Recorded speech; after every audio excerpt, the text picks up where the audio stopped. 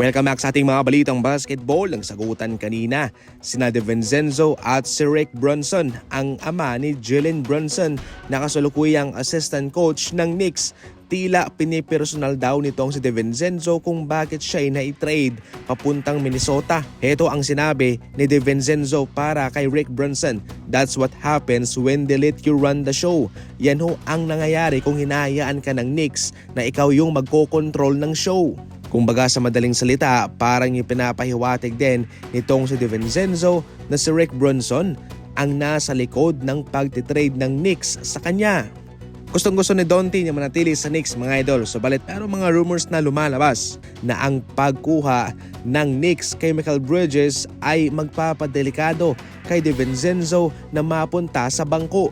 Gayunpaman, bago magsimula yung kanilang laban ay naging maganda naman yung pakikitungo ng mga former Knicks at ng mga former Minnesota players sa kanilang mga former teams. Pero itong si DiVincenzo ay parang mayroon talagang hinanakit, mga idol, kung bakit siya i-trade ng Knicks papuntang Minnesota. Gayunpaman, handa na si DiVincenzo na ipaghiganti ito. Kaso natalo nga lang sila, mga idol, sa kanilang laban. Pero so far, ipinakita ni DiVincenzo na naging maganda pa rin naman yung kanyang performance at parang magsisisi ang Knicks sa kanilang ginawang pagtitrade sa kanya. Ngayon, hindi naman maitatanggi na mayroon talagang impact at impluensya ang ama ni Brunson sa front office ng Knicks. Given na napaka-importanting manlalaro itong si Jalen Brunson sa kanilang kupunan, siguradong sila itatanggap din ng mga advice galing sa ama nito.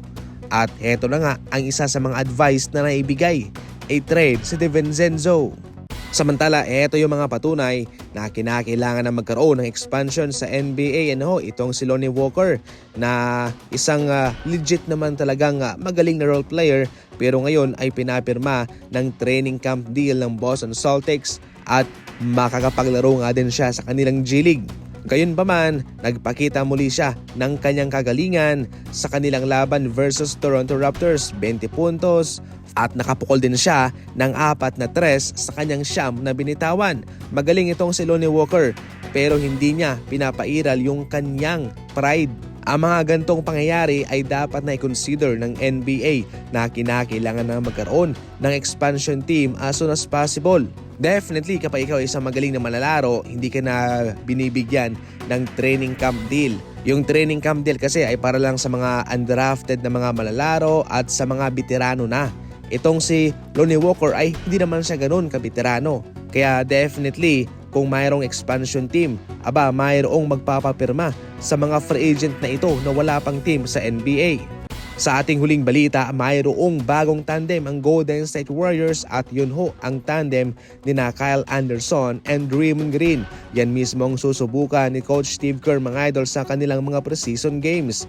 Nagustuhan niya itong tandem na ito, ang pagko-combine ng kanilang kakayahan sa depensa, sa playmaking at sa opensa. Ginagamit naman talaga ng mga NBA coaches ang preseason para mag-eksperimento at sumubok ng mga sari-saring lineup, at yan mismo sa ngayon ang ginagawa naman ni Coach Steve Kerr.